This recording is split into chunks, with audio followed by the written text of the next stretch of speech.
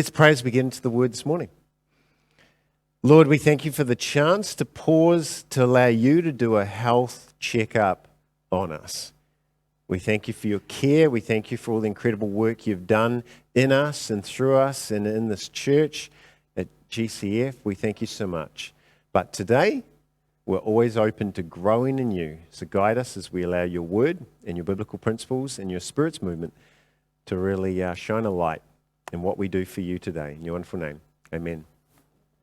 There's a biblical principle, and that is God is creator. He has created all of creation, and what he desires for creation is to be God, to be the creator, but also to see every aspect of creation healthy and growing. He's a good creator, and he understands that every aspect of creation is designed to be healthy and growing.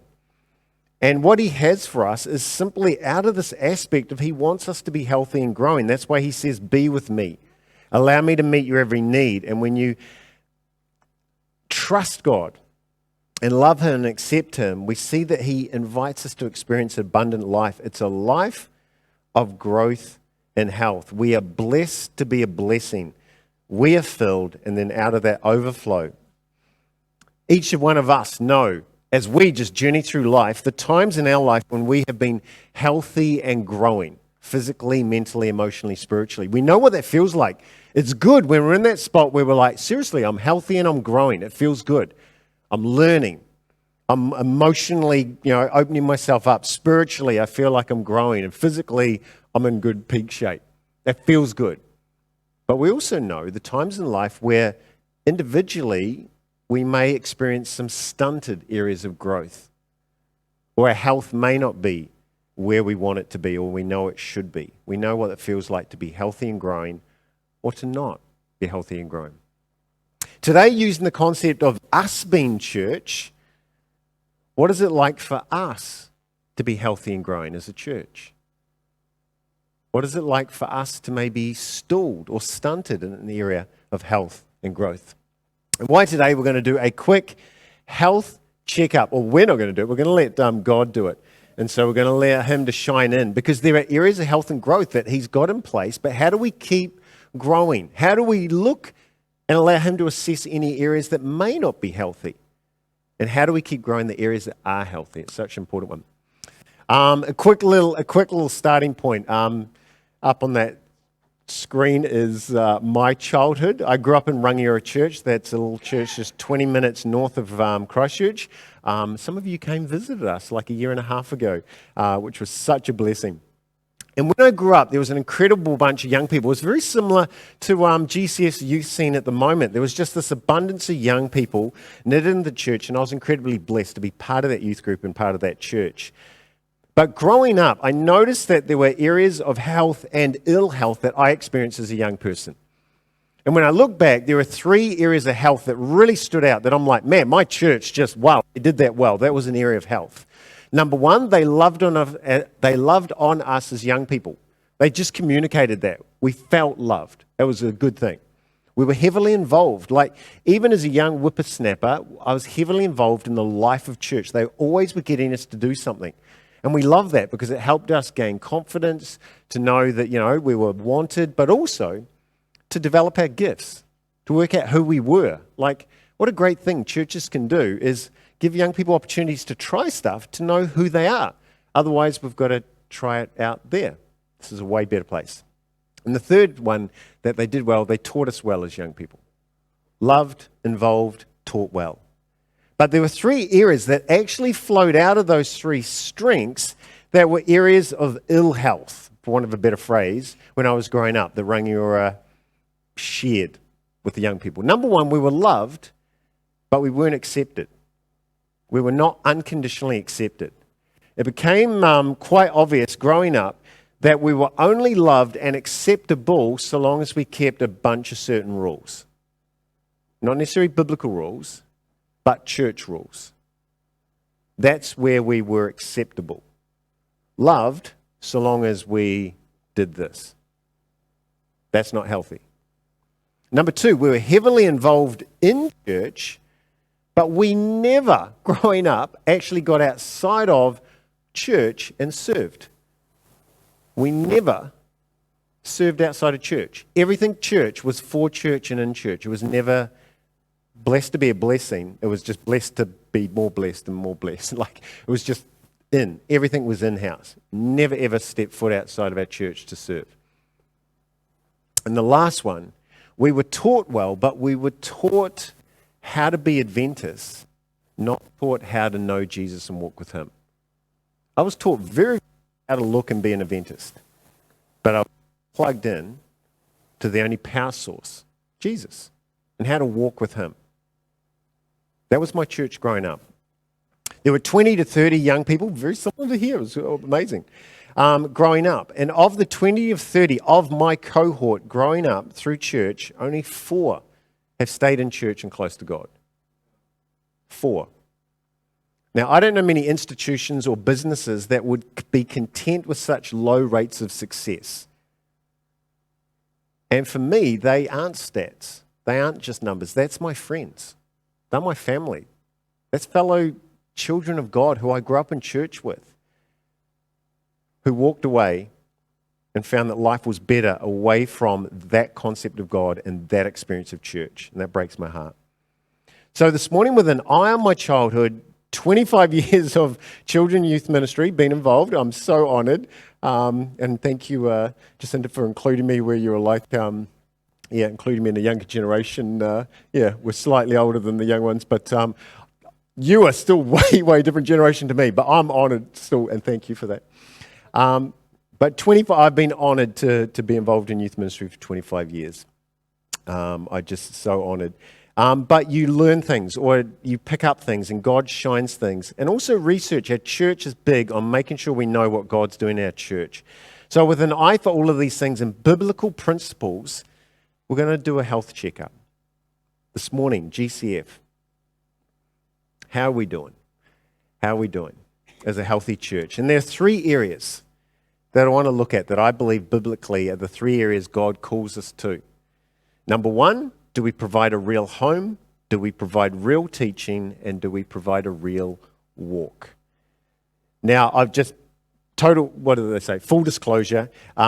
It's a health checkup with an eye to young people, but all of these aspects are biblical and actually are a healthy church for everyone. One of the things we often neglect is we often just go, let's do an assessment, healthy church assessment.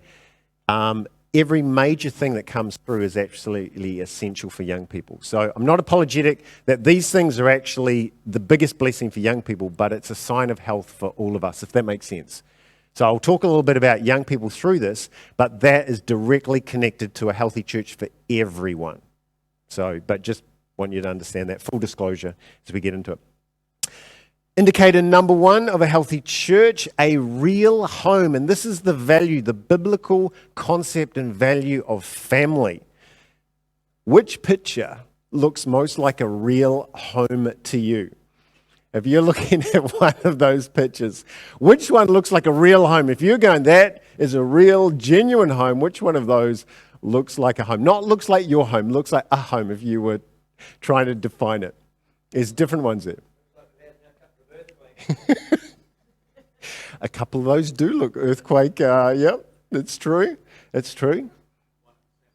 The one in the center. Yeah.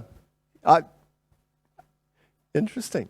If I was to now twist it this way and I said, how would you, or what would you put up if you had to put up a picture of a real home as defined by a church? So if I was to take a snapshot of GCF, what would be the picture that best captures you being a real faith home? What would go up there? What would go up there? See, under this concept, what we want for our young people and for each one of us is to have a home, a faith community, a faith home where we always belong, are valued and are welcomed.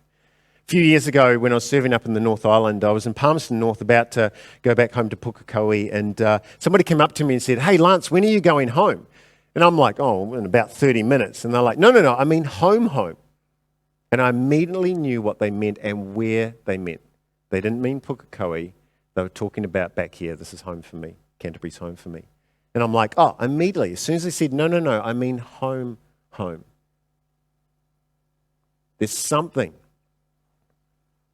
There's something about having a true home. Each one of us have a home, but the harder part is to have a home. A place that no matter where we go, we always belong and are drawn back to, are called back to. A place of true belonging. And church should be one of those places. Until we get to heaven, which will be like our home. I asked tertiary students in my role with young adults, and so when I came into the role, I asked them, I said, look, what do you want? You're moving? What do you want from your church? You're going to go somewhere new, so what do you want from a church in the place where you go? And I expected to get a big list, a massive list of different things. They all shared the exact same thing. A couple of dozen young people all said the same thing. I want a place that's a home. I want a place that feels like family. That's what every single one of them said. When they moved, they wanted a place where they belonged.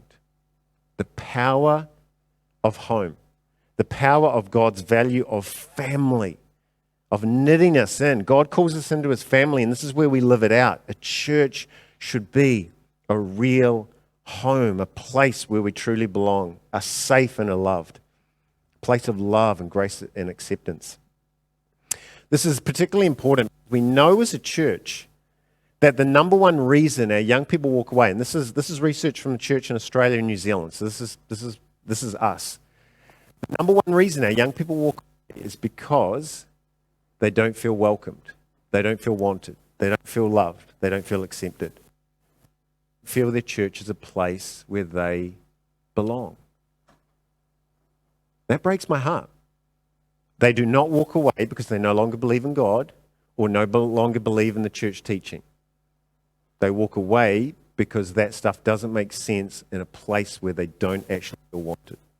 That's why they walk away. That's the number one reason. So this is why this is such a major area of a health check for us. Are we a home?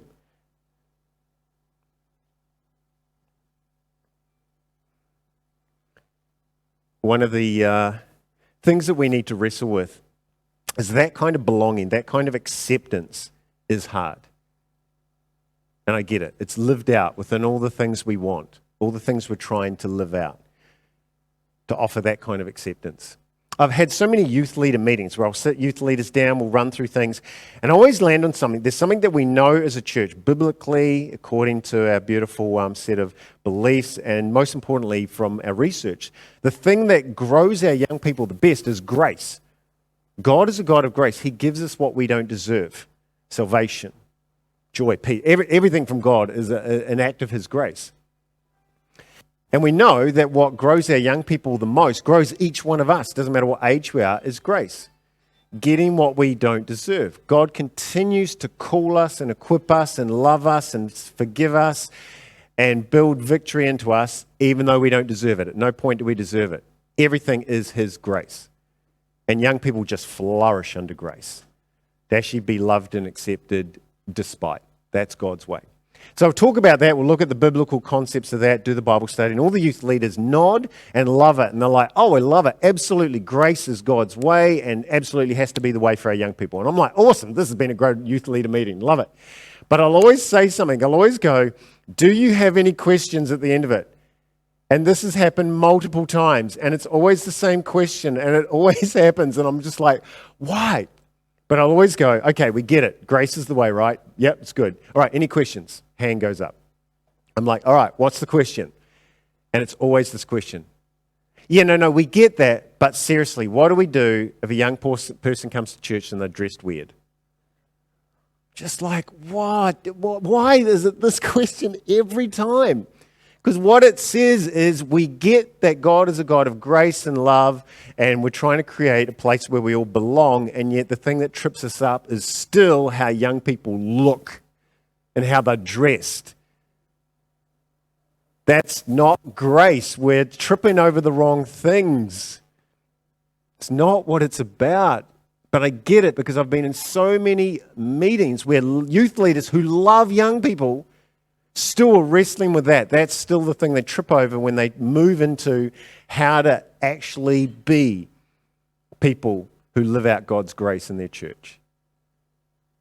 It can be harder than sometimes it sounds. I remember growing up, one of my most formative experiences growing up in Rangiora Church, one of my friends was going through normal young people stuff, just, wrestling with church, wrestling with what the world has to offer, just nothing even out of the realm of the ordinary, just normal young people stuff. And so a meeting was called about what to do about them. And at that point, I was just starting to move into leadership, so I was still young as anything, but I was part of that meeting. That young person was not called to be part of that meeting. So the pastor was there, his wife, key leaders, and a couple of other key people, including me. And there was just a big conversation about what to do with this young person. And I remember the landing point where basically, all the different things were kind of discussed. And the pastor and his wife ended it and said, okay, well, that's been a nice conversation, but here's what we're going to do. We're calling the shots.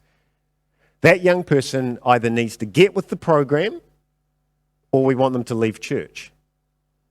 And get with the program was basically they need to look and be a good little Adventist, the way we define it, or we want them to leave church. And I remember as a young person, that absolutely rocked me. And if I'd been any older, I would have gone, I'm sorry, I need to throw a little bit of a hissy fit. That is crazy town, what you just landed on. But I was young then, and I just didn't have the courage to actually speak up because everything in me said that is the wrong decision. That's the wrong decision. And it was what I felt about my church coming out of that helped me to know why it was so wrong. Because I was still a young person myself, and I suddenly felt so less safe in my church. After that meeting, I no longer felt that I belonged so much in my church. Because I realized I was a young person. And as young people, life is up and down. That's just the way we are, We are. It is for young people. Do you know what I mean? As adults, our lives are pretty stable. But as young people, your lives are up and down. That's the whole journey of being a young person. And as a young person, I'm like, I can't guarantee that I won't have the same questions my friend had. I can't guarantee I won't go through the same kind of junk or temptations my friend's going through. And I now had realized what my church would think about me if I went through that stuff. And that was a scary thing for a young person to realize. I no longer felt as safe in my church. Because if I tripped up, if I stuffed up, I now knew that my church would prefer that I leave. Rather than draw me in closer and go, hey, let's walk through this together. We've got you. The power of family. What we want for each one of us, but particularly for our young people, is to know that at this church they belong no matter what. They're valuable and valued members of our family, and that never changes where they go or what they do. We are the one place that love and accept them. Now, granted, hear me on this. We absolutely want to see them grow and connect with the best that God has for them. Absolutely, that's part of our mandate. But our love and our acceptance is not based on them doing that the way we think they should. Does that make sense? Of course we want the best for our young people the way that God wants. But our love and our acceptance is not dependent on them tracking with the things of God the way we think they should. We love and show grace to them to give them the best chance to grow and to change as God wants them to. We give them the best chance. We don't lock them in. Beautiful verse. Your love for one another will prove to the world that you are my disciples. It's a familiar verse, but I want to put it this way. Your love for one another will prove to our young people that we are his disciples. Our love for one another will prove to all of us that we are truly a church modeled after the head of this church. So number one, little area of health check. How is the belonging here at GCF? How can we grow that this year? My prayer is that one's so important. My prayer is that that is already doing well. But how can we continue to grow that for the members of this church family that may be just on the outskirts feeling that they don't belong? How can we knit them in and let them know how much they belong. Number one. Number two, real teaching. And this is the value, the biblical concept, the biblical value of discipleship, following Jesus, being equipped to follow him. Real teaching is the second thing. Which picture looks like real teaching? When you think of real teaching, which picture best encapsulates your concept of real teaching? Why?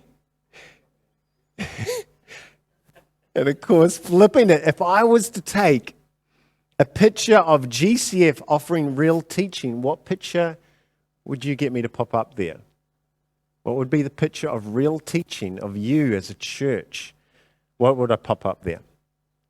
Here's what we want for each one of us, and particularly young people, is that each one of us meet Jesus and know him and have countless chances to grow in their walk with him. That's real teaching. There's an incredible biblical mandate found in Psalm 145:4. Let each generation tell its children of your mighty acts. Let them proclaim your power. This is the biblical mandate. Each generation is called to walk with God, to carry church.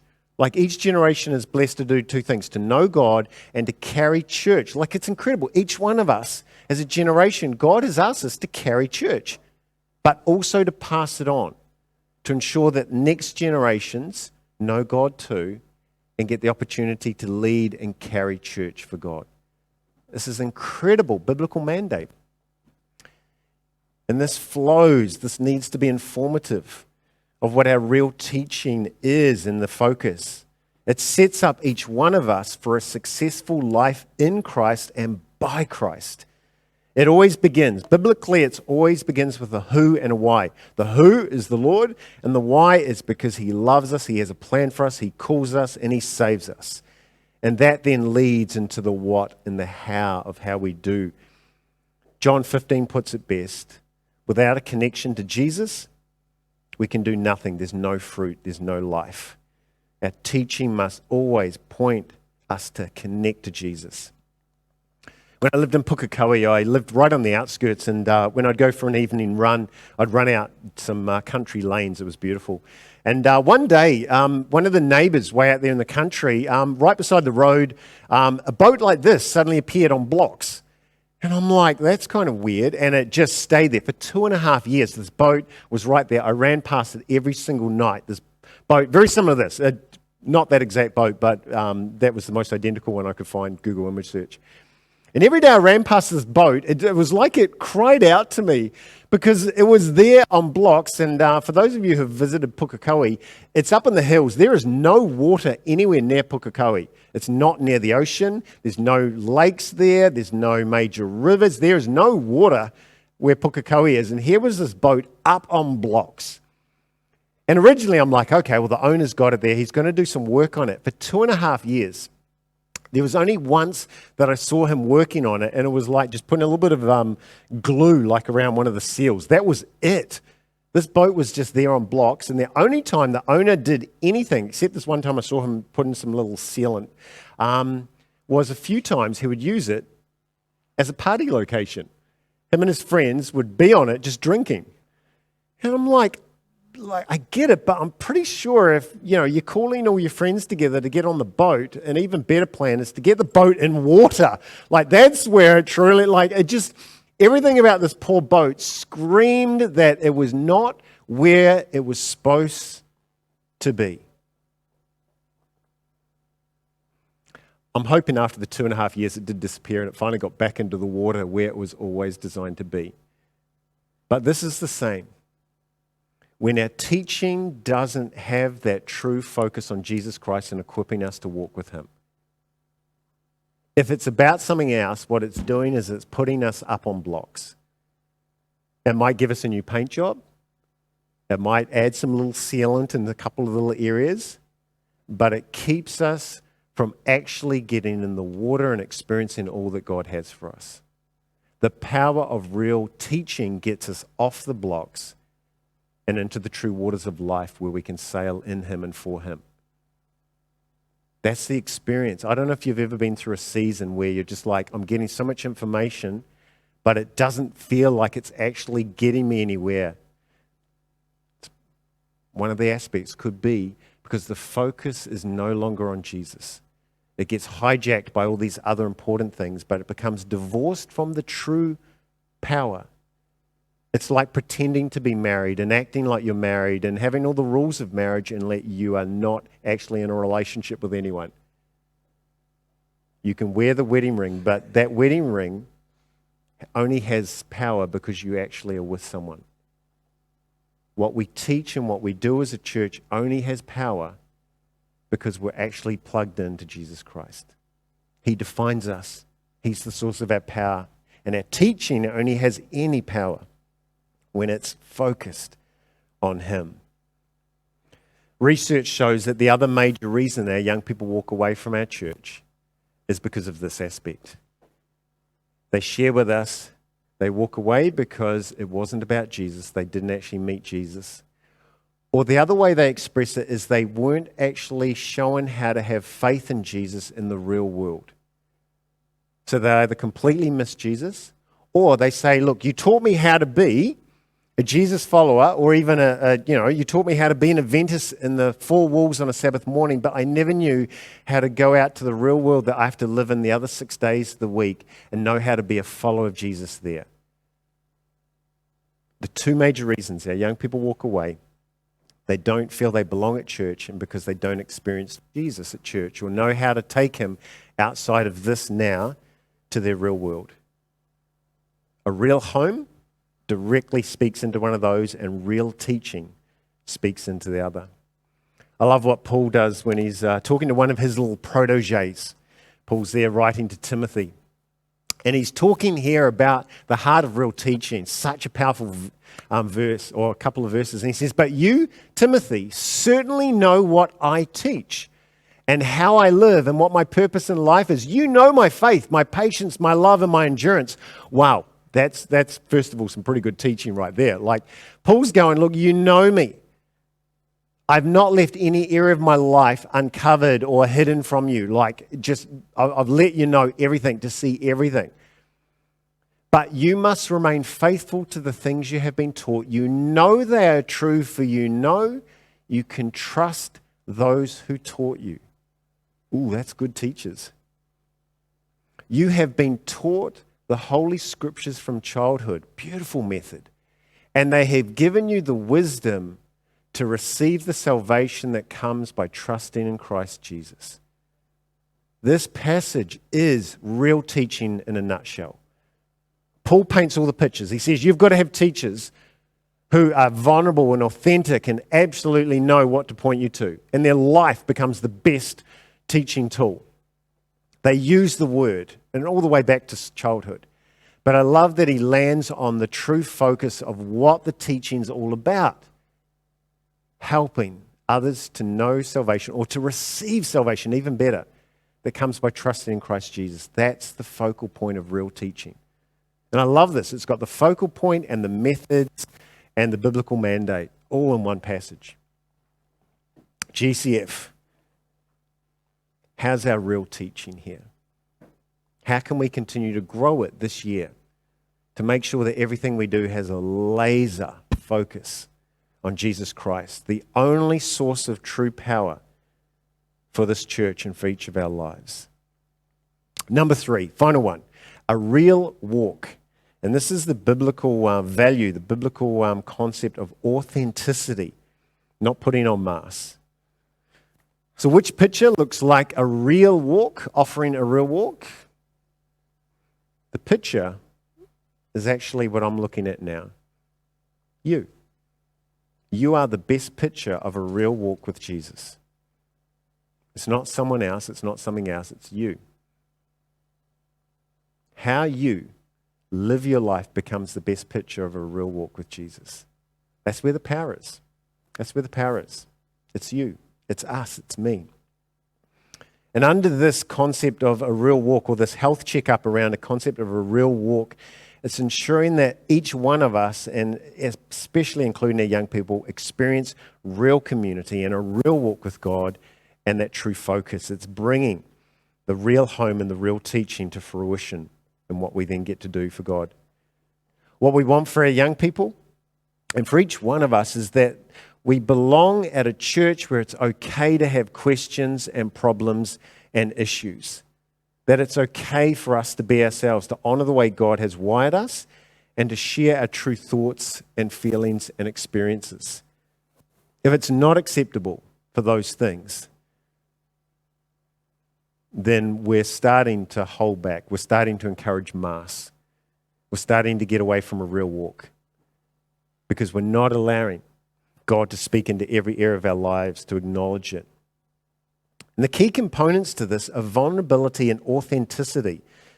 The decision as a faith community to live without walls and masks. And there's a couple of things when I talk about this that's really hard. Number one, there are two dangers. Number one is celebrating brokenness and being negative in focus. And we always must fight that. If we're going to be authentic and vulnerable, actually allow people to share their questions, their problems and issues, we can sometimes overdo it and we become just, all about the celebrating brokenness and being negative and always looking at ourselves. Some churches I've seen what happens is they create a culture of you've got to go out and experience the world to then come back and know God. And that's like, no, that's overshooting the mark. That's not what it's about. Always fight that. It's not about us. But as we look at Christ and we're growing in Christ, we start to see the areas in our life that aren't like him. And we need a place where it's okay to go, but I've got this question, but you know what, I'm struggling with this. And we need a place where we can do that without celebrating that brokenness. We get to address it and shine God's light into it. And that's okay and safe. The other danger comes around vulnerability. Because one of the things, as humans, it's one of our weaknesses. But when we often hear other people being vulnerable, we judge them for it. When we hear somebody else share their junk or their questions, we're like, I don't have that question. I don't have that junk. Instead of going, you know what? I've got my own questions, my own junk. We're in this together and look at the ways God's building us and starting to give us answers and get us out of our junk together. But it's one of the dangers that we can become quite judgmental.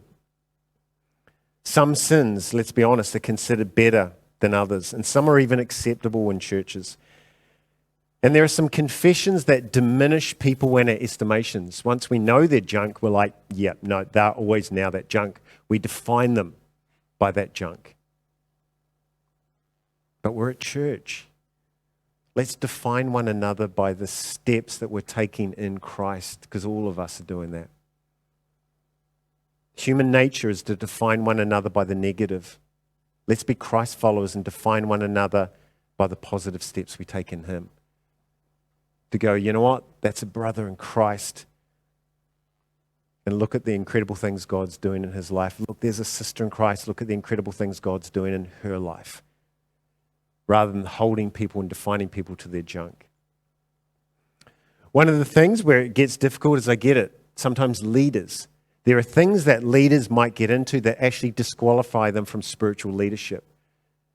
But the temptation for leaders is to hide everything, like no questions, no problems, no issues, I'm a perfect leader. That's not actually an authentic walk. But the flip side is just a leader who's into anything. It's like, no, you're a spiritual leader. But as a church community, having conversations that go, no, we're all wrestling and moving and growing in Christ. None of us are perfect, but all of us are growing. And if the focus is on growing, suddenly it's freeing because we know what we're all in together. We're growing in Christ. We're not stunted in Christ. We're not negative and broken in Christ. We're growing in Christ together. Such power. That's a real walk. And so today, what kind of faith community do you belong to, GCF? Does it require perfection for acceptance? If you were having a problem, any problem, could you share that here and expect help and love? Are there any preconditions for anyone before they're acceptable here? And are you okay to hold on to your church member, your church family or members of your church family until it clicks for them? For each one of us, that reality of God clicks at different stages in our life. And would love for everyone when they're like 8 years old for the reality of God to click, and then they're just always growing in Him. But for some of us, that reality was like when we were 40. Some of us, it was when we were in our 20s. And if the focus is growth, then we're like, yeah, look, they're still just wrestling with God. I don't even know if they know if He's real yet. So let's just love on them.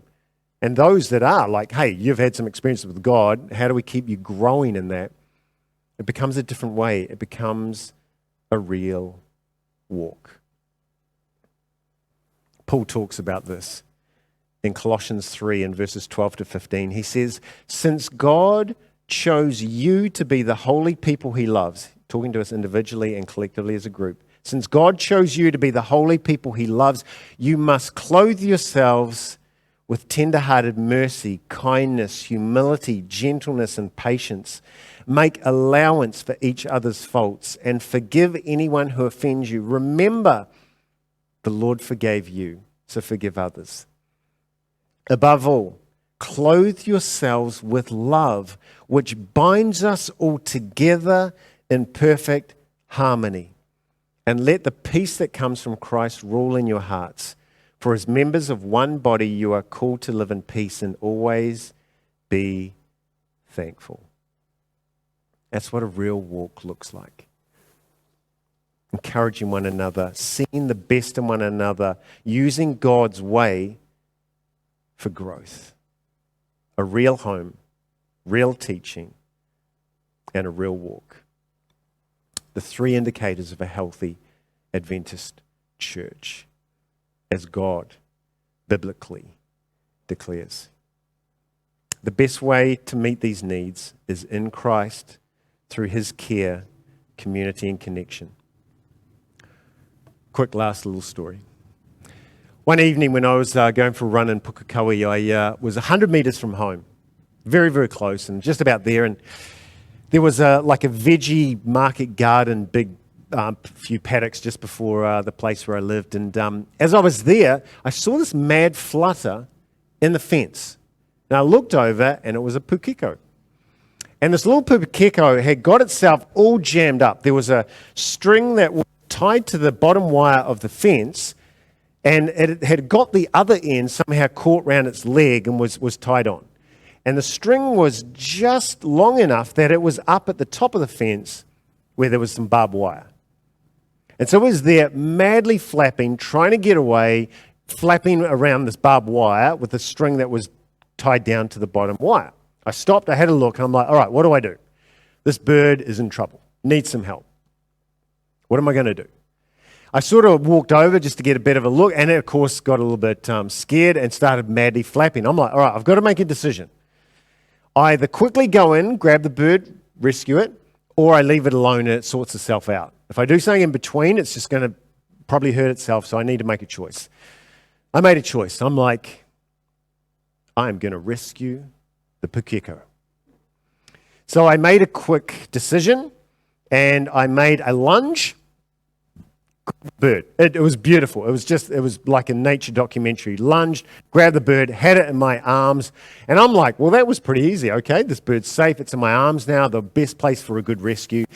And it turned around to look at me, and I'm like, oh, this is going to be like amazing. It's going to look up at me, and you hear all those stories like, lions with something wrong, and somebody comes up, and the lion just knows you want to help, and it just, I'm like, oh, this is going to be lovely. What a beautiful story. I'll share it for years in church, just the way I rescued this bird. It looked up at me and was like, thank you, with its little eyes.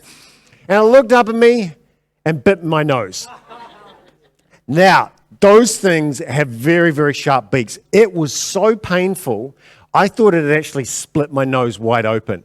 I'm going, wow, okay, that was not quite how that was supposed to turn out. I reached up with blood, and there was blood, but it wasn't so much blood and I'm like, okay, it hasn't split my nose open, but wow, that hurt. That was not what I wanted. The second thing this pukeko did, it It was like total primary school. It then grabbed a big beakful of loose skin under my arm. Just like you do in primary school, you'd reach over to your friend, grab that and twist it because it hurts. And this is what this bird did. Grabbed a massive beakful of skin under my, and then just held on. And I'm like, oh, buddy, wow, ow, wow, oh, wow, this is not working how I thought this was going to work. I looked down, I'm like, okay, I've got to get that off my arm. But as I looked, I realized two things. Number one, it was becoming like a blood welt, but it hadn't broken the skin. And I'm like, as soon as I take that off, it's just going to keep biting me. So I'm like, all right, buddy, that's really painful, but you know what? You keep holding on there. Let me quickly sort you out and then get you back in and then see just the damage you've done. You just keep holding on there. It was totally doing it. So it just kept biting on here. At that point, I'm like, okay, let's see what we've got here. Now, when I grabbed it, it had, in shock, with its feet, grabbed the nearest thing, which was the barbed wire. So I'm like, okay, I better sort that out. I don't want it holding on to barbed wire. That can't be good. So I leaned over with it in my arms there. I'm like, look, I'm here to help, but that's really painful, but just trust me, okay.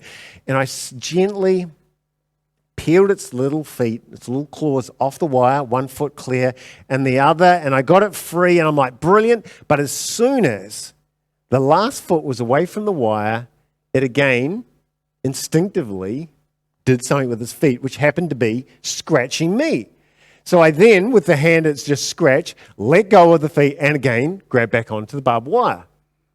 I'm like, buddy, I'm here to help, but you've got to give me a little bit of help here. You've got to trust what I'm trying to do without giving it. I did the same, peeled its feet off the wire. As soon as it was free, it scratched me and then grabbed back on. This just kept going back and forth. As it's there, I don't know if you've ever had an animal that's scared, but animals that are scared also tend to relieve themselves. And so as I'm there doing all this, going, oh man, that blood welt's getting bigger and bigger, I'm getting more scratches. Then I'm like, what is that? And I've got this pukeko mess all over me. I'm like, wow, this is not going how I thought this rescue was going to go. This was supposed to be a really nice, clean rescue story. This was not that story. For 10 minutes, I'm there, back and forth, off, scratch, back on, but mess, blood, just pain, and all the way I'm going, buddy, I'm here to help, but you've got to trust me, you've got to help me, help you. Please, just give me, after 10 minutes, this went on for 10 minutes, it was like the most ridiculous thing, the exact same. After 10 minutes, I'm like, this is getting nowhere. And I just stood there, I'm like, buddy, I don't know what to do. We haven't even got close to getting the string off your thing because you won't let go of the barbed wire. And as I'm there just talking to this pukeko in my arms, I suddenly see a gentleman walking across the veggie patch, the big paddock. And he walks over without saying a word, just walks over. Out of his pocket, he pulls a pair of secateurs, leans down, cuts the string, leans over, takes the pukeko out of my arms, and then walks off with it without saying a single word. And I'm just there standing going, what? Okay, well, he rescued the pukeko, but I'm there like, that was mine. And I'm just there left with nothing but a mess, and he walks off getting all the glory of finally rescuing the pukeko. Well done. I walked the 100 meters home, and I'm looking, and I've got a blood welt and blood still dripping from my nose, and I've got scratches and just pukeko mess all over me. And I'm like, that was not the rescue I'd signed on for. Like, that was not what I thought that was going to be. And it was funny, though, as I was walking home, two things clicked. Number one, it was like one of those little voices, and it was like, what if on my run the next day, I came back that same point, and again there was a mad rustle on the fence, and I looked over and there was another pukeko stuck. Would I make that choice to go through that again to try and rescue another pukeko? Okay. As I wrestled with it, I'm looking at the cost of that rescue, and instinctively I said yes. If I had to go through that again, I would. Hopefully smarter and wiser and more, quicker. But I'm like, yes, I would. And I was like, why would I sign on for that again? And I realized one of those little times where God gives me a little nudge, or more of a slap. And I suddenly remembered all the times in my life where I got myself jammed up, tied up, caught up in an absolute bundle when I've needed rescuing. And the times that my Saviour has got round me and pulled me into his arms, and the times that I've fought him because I haven't understood what he's trying to do, kicking and screaming, scratching and yelling, as he slowly undid all the junk I've got myself caught up in to rescue me. And as I was reminded all the times he's done that for me, I remembered the times my church has been his hands and his mouthpiece, and the times my church has come around me to support me and love on me and to whisper, hey, we've got you, but even more importantly, Jesus has got you. There's something better. You can keep kicking and screaming, but we've got you. You're okay. That's our Saviour. That's who we follow. That's the power of this incredible thing we experience as church, to be plugged into him and to live that out and to invite others to experience those arms. A real home, real teaching, and a real walk in him, for him, and by him. Blessings.